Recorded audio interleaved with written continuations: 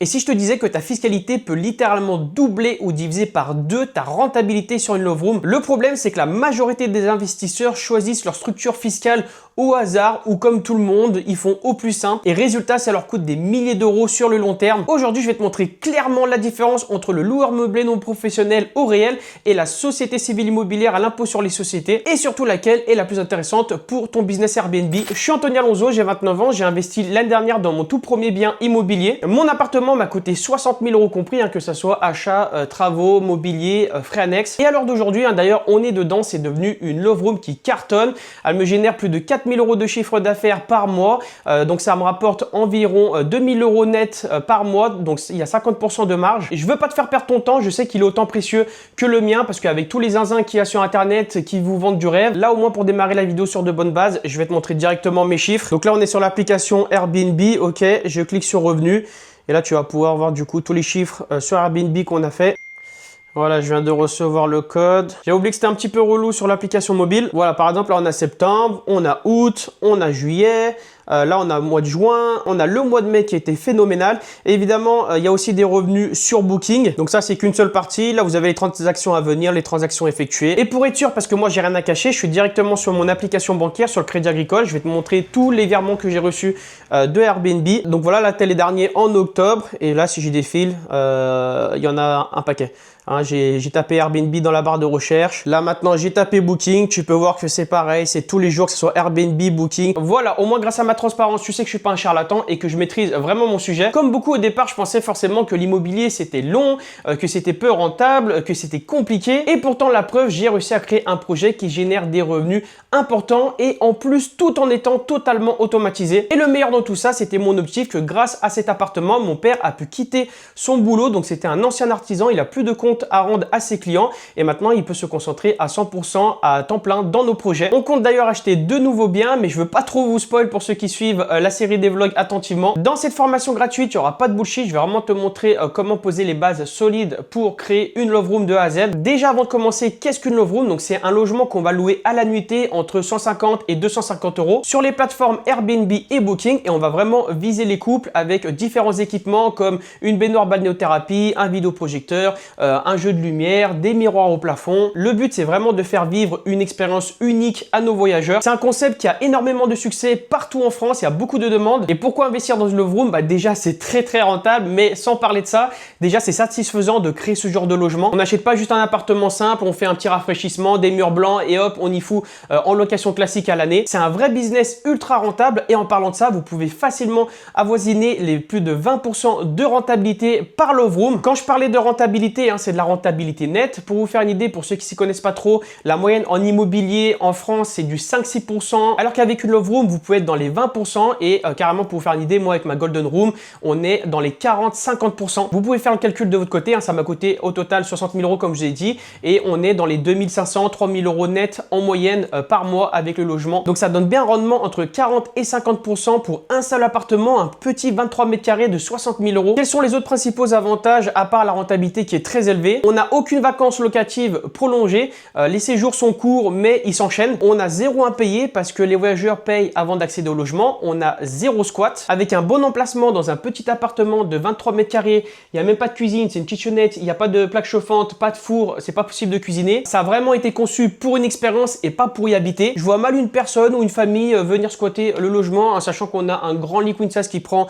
toute la place. Derrière vous, il y a une baignoire balnéothérapie qui est énorme. Voilà, et en plus la clientèle, elle est filtrée naturellement vu qu'on a des prix assez élevés. Donc on attire des clients sérieux et respectueux. Pour la petite anecdote, on n'a jamais eu de problème avec le logement en 7 mois d'activité, jamais eu de casse. Et le dernier point, c'est qu'on a un logement entretenu en continu. Grâce au ménage entre chaque passage, notre bien garde sa valeur. Contrairement à un logement classique qui s'autofinance à peine et que tu dois à chaque fois faire des petits travaux quand tu le récupères. Là, ici, ton bien reste impeccable et en plus qui s'autofinance, on génère un énorme cash flow qui nous permet de toujours réinvestir plus ou qui te permet de te faire plaisir, d'en vivre comme mon papa. Parce que oui, pour te donner une idée, là on est dans Mâcon, dans un petit appartement comme ça, j'aurais loué ça à l'année maximum 400-450 euros. Et là on fait littéralement 10 fois plus de chiffre d'affaires. Pourquoi on parle aussitôt de fiscalité dans cette formation gratuite? Parce qu'avant même de parler concept, de travaux, de financement, il faut parler fiscalité. Pourquoi? Parce que c'est la base de ta stratégie. C'est ce qui va déterminer combien tu gagnes, combien tu payes et surtout ta capacité à te développer. Je préfère qu'on parle fiscalité maintenant plutôt que plus tard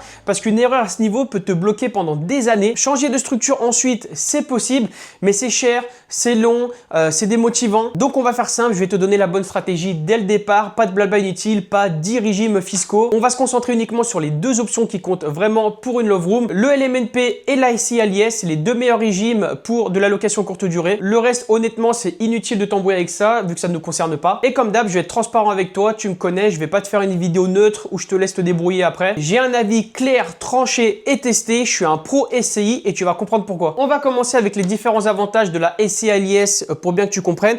Évidemment, j'ai regroupé les meilleurs, mais il y en a des tas. Déjà, elle permet d'obtenir des financements plus facilement sans impacter ton endettement personnel. Donc, ton imposition personnelle va bien être différenciée de ton imposition en société. Et évidemment, tant que tu sors pas l'argent, la fiscalité est stable, claire et durable parce qu'il y a beaucoup moins de changements législatifs qu'en LMNP. Rien que début 2025, ils ont fait énormément de changements pour le statut LMNP. On en parlera un petit peu plus tard dans la vidéo. Tout est déductible, que ce soit les travaux, les intérêts d'emprunt, mobilier, charges, expert comptable, etc.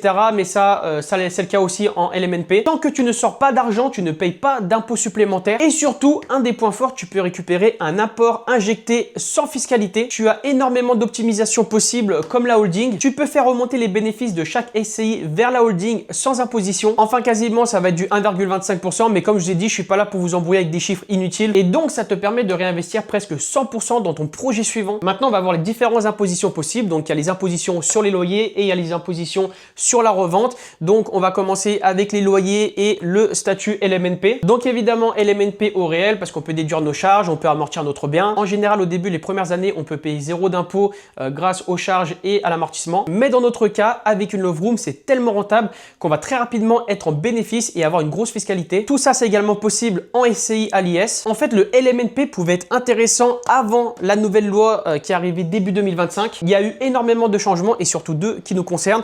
Donc déjà, maintenant, il y a la réintégration des amortissements sur la plus-value à la revente. Et si avec votre activité de location courte durée, vous dépassez les plus de 23 000 euros de revenus à l'année, et bien maintenant, il y a l'URSSAF qui tape à la porte. Pour l'amortissement, on en reparlera juste après lors de la revente. Alors, qu'est-ce qui change avec les 23 000 euros? Avant la nouvelle loi, vous deviez payer 19% de prélèvements sociaux et votre impôt sur le revenu, donc la tranche marginale d'imposition. Sauf que maintenant, si vous dépassez les 23 000 euros de revenus à l'année, comme je l'ai dit, vous payez plus les prélèvements sociaux, mais vous allez payer 40% de cotisation sociale, donc d'URSSAF, plus votre impôt sur le revenu en fonction de votre tranche. Ces impositions sont sur le bénéfice net, mais par contre, les 23 000 euros, c'est à partir du moment que vous les dépassez, même en chiffre d'affaires. Et pour vous faire une idée, moi, avec ma Love Room, on est en moyenne dans les 4 000 euros de chiffre d'affaires. Donc, à l'année, je vous laisse faire le calcul, ça fait 48 000 euros si je dis pas de bêtises. Donc, les 23 000 euros, on les a largement dépassés. Et donc, du coup, il faudrait que je paye 40% d'URSSAF plus d'impôt sur le revenu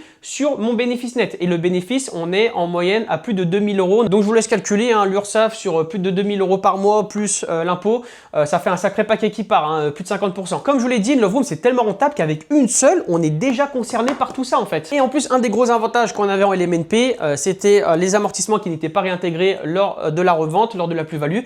Et au final, même ça, on le perd. Donc en fait, pour moi, il n'y a vraiment plus aucun avantage du tout à être en LMNP, en nom propre, pour faire du Airbnb, de la location courte durée et surtout quand vous faites des projets ultra rentables comme une Love Room. La différence des impositions sur les loyers pour une société civile immobilière à l'impôt sur les sociétés, on est à seulement 15% d'IS qu'on va payer jusqu'à 42 500 euros de bénéfices par an. Si on dépasse les 42 500 euros de bénéfices à l'année, eh ben on va payer 25%. Et là, contrairement au LMNP, c'est du bénéfice et avec une seule Love Room, malgré que ça soit très rentable, c'est impossible de dépasser les 42 500 euros. À la rigueur, ça serait du chiffre d'affaires, je pourrais les dépasser, mais là en bénéfice net c'est impossible. Donc quoi qu'il arrive, on est sûr de toujours rester à 15% d'impôt sur les sociétés. Ça évidemment en plus on ne paye que si la société elle est bénéficiaire. Si on a amorti les travaux, qu'on a différentes charges, vous pouvez même l'esquiver du coup peut-être les premières années. Et ensuite, la manière la plus répandue pour sortir l'argent de la société et l'obtenir en nom propre, c'est via les dividendes à la fin de l'année. Donc, vous allez payer une flat tax à 30%. Si vous voulez l'argent en perso, au total, il faudra payer 45%.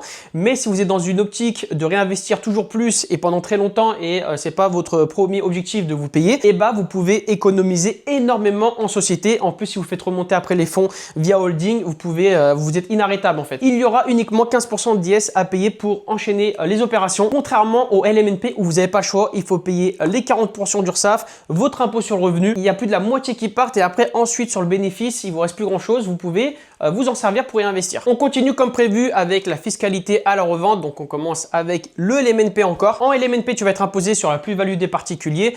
Donc ça correspond à 19% d'impôt sur le revenu et 17,2% de prélèvements sociaux. Donc au total, ça donne 36,2% sur la plus-value lors de ta revente. Il y a des abattements avec la durée. Plus tu vas garder le bien longtemps, moins tu vas payer d'impôts. Mais depuis début 2025, les amortissements sont réintégrés sur le calcul de la plus-value à la revente et ça pique. Je vais te donner un exemple concret. Ton projet t'a coûté au total 200 000 euros.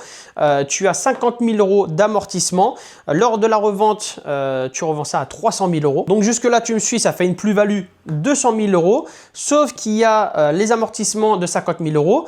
Donc au total, on a 150 000 euros et c'est ces 150 000 euros-là qui vont être imposés. Donc avant, tu aurais été imposé uniquement sur les 100 000 euros. Donc tu aurais payé 36 200 euros d'impôts. Mais maintenant, depuis la nouvelle loi, tu vas payer sur 150 000 euros. Et donc 36,2% de 150 000 euros, ça nous donne 54 300 euros d'imposition à verser. On a quand même une différence de plus de 18 000 euros juste à cause de cette réforme. La fiscalité à la revente, maintenant en SCI à l'IS. Donc si tu revends le bien, tu as entre 15 et 25% d'impôt sur les sociétés selon le bénéfice. Donc si la plus-value elle est de plus de 42 500 euros, c'est 25%. Si c'est en dessous, c'est 15%. Pareil qu'en LMNP, les amortissements sont réintégrés sur le calcul de la plus-value. On va reprendre le même exemple pour que ce soit simple. Donc on avait le projet à 200 000 euros, 50 000 euros d'amortissement et 300 000 euros de revente. Donc voilà, 100 000 euros de plus-value. Ok. Donc là, la plus-value, vu qu'elle était de 100 000 euros, il y a 50 000 euros d'amortissement, on va payer 25% des 150 000. Donc là, ça nous donne 37 500 euros. Ensuite, si vous voulez sortir cet argent-là en perso, encore une fois, on a les 30% de la flat tax. Donc sur 112 500 euros qui nous reste, on va payer 33 750 euros. Et donc le résultat final, au total, on aura payé 71 250 euros pour le même exemple en société civile immobilière à l'impôt sur les sociétés. En SCI, comme on a pu le voir, il y a beaucoup d'avantages, mais c'est vrai que un peu le point faible de ce statut-là, c'est la revente, mais uniquement si on décide de revendre le bien directement au lieu de revendre les parts. Là, c'est totalement différent. Si on décide de revendre les parts de la société au lieu de vendre le bien, on va avoir uniquement une imposition qui est encore une fois la flat tax de 30%. Et il y a d'autres avantages à revendre directement les parts de la société au lieu de revendre directement le bien. Donc, il n'y a pas que au niveau de l'imposition. Il y a aussi le fait que le vendeur ne va pas payer de frais de notaire. Ça peut être un point en plus pour convaincre l'investisseur de racheter vos parts. Et en plus, souvent, tu vas pouvoir vendre plus cher car tu vends une société avec une activité déjà très rentable. Donc, pour la majorité des cas, quand vous voulez vous séparer de votre love room, c'est plus intéressant de revendre les parts de la SCI que de vendre directement le bien. Et justement, c'est pour ça que je crée une nouvelle SCI à chaque nouvelle love room. Une SCI égale une love room parce qu'avec une holding au-dessus, on garde le moyen de faire circuler l'argent facilement entre les différentes SCI. On reste à 15% d'impôt sur les sociétés dans chaque SCI. On économise à chaque fois un plus de 10%, donc c'est à ne pas négliger. Et surtout, comme on vient de le voir, on peut vendre facilement les parts d'une SCI vu qu'on n'a qu'un seul bien, on n'a qu'une seule love room par SCI. Alors que si on avait regroupé toutes nos love rooms dans une seule SCI, on n'aurait pas pu vendre les parts parce que sinon on les vendait toutes en même temps. Voilà les deux principales raisons pourquoi je crée une SCI par bien et que je mets une holding au-dessus. Le but, c'est que ma holding détienne à 99% chacune de mes SCI et que moi, en nom propre, je détienne 1% dans chaque SCI. Tout ce que je viens de te donner là, c'est exactement la stratégie que j'utilise. Je peux pas être plus transparent, je te donne un vrai avis, je me positionne comme d'habitude parce que moi, j'aime pas avoir le cul entre deux chaises. Et surtout, comme beaucoup d'autres, je te laisse pas dans le brouillard à devoir choisir tout seul une fois qu'ils ont déballé leur baratin, leur fiscalité, qui sont tout crachés. Toi, tu sors de la vidéo, tu as la tête comme ça prête à exploser, tu rien compris, tu sais plus où t'en es, tu es encore plus perdu qu'avant. On va terminer avec les différents frais à prévoir pour une SCI à l'IS. Ça va répertorier entre guillemets les défauts d'une SCI à l'IS. Comme vous pouvez le voir, hein, ça a un coût, mais il est maîtrisé. D'ouvrir une SCI à l'IS, ça va vous coûter la cotisation foncière des entreprises. Donc ça, c'est à payer tous les ans. C'est entre 200 et 600 euros. Ensuite, tu as l'expert comptable à payer entre 500 et 800 euros par année. Donc après ça, même en LMNP, pour le coup, tu es concerné. C'est obligatoire. Après, on a les frais de création. Donc généralement entre 250 et 400 euros. Et ce qui coûte le plus cher, c'est les honoraires. Perso, je te conseille vivement de passer par un juriste pour la création de ta SCI. Il va sécuriser tes statuts et surtout t'éviter de grosses erreurs qui peuvent te coûter très cher bien plus tard. Et le dernier petit défaut qu'il y a en SCI à l'IS, c'est qu'il faut obligatoirement être deux dans la société. Donc soit deux personnes physiques, soit deux personnes morales, soit une personne physique, une personne morale. Donc une personne morale, c'est une société. Une personne physique, bah, c'est vous comme moi, voilà, c'est en nom propre. Je te rassure, tu as plusieurs options et même si tu es tout seul, c'est possible. Déjà, dans un premier temps, ce que tu peux faire, c'est te mettre à 99% toi en nom propre dans la SCI et mettre quelqu'un de ton entourage, donc un proche, à 1%. Ou alors, tu peux décider d'investir avec un associé. Donc, vous mettez, je sais pas, 50-50, peu importe, vous êtes deux personnes physiques, on est bon pour la SCI. Et le troisième et dernier cas, si tu es vraiment tout seul, tu peux créer la holding en tout premier, même si tu n'as encore jamais investi dans l'immobilier. Bon, le but, c'est de la créer uniquement si tu as beaucoup d'ambition. Tu sais que dès le départ, tu vas vouloir créer plusieurs love rooms, hein, que ce soit 2, 3, 4, 5, comme c'est mon cas. Donc, seulement à ce moment-là, ta toute première société que tu peux créer, c'est une holding. Comme ça, elle va détenir à 99% la SCI que tu vas créer juste ensuite et toi, tu la détiendras à 1%. Et donc, on est bon. On a deux personnes dans la SCI. On a la holding et toi en perso. Et si tu veux aller plus loin, ne quitte surtout pas maintenant. Ce que tu viens de voir, c'est seulement un extrait de ma formation gratuite que j'ai créée pour t'aider à lancer une love room de A à Z. Il est prévu que je publie un épisode par semaine ici sur YouTube. Mais si tu as envie d'avancer plus vite, bonne nouvelle, toute la formation complète est déjà disponible dans mon school privé. C'est le premier lien qui est en description. Là-bas, tu retrouves tous les épisodes en avant-première, des outils exclusifs et des échanges directs avec moi et d'autres investisseurs. Par contre, je te préviens, c'est un espace privé. Il faut faire une demande pour rejoindre parce que j'accepte uniquement les personnes vraiment sérieuses, celles qui veulent passer à l'action et créer leur love room dans les prochains mois. Si tu en fais partie, clique sur le premier lien qui est en description, fais ta demande et je te retrouve de l'autre côté pour la suite complète de ma formation.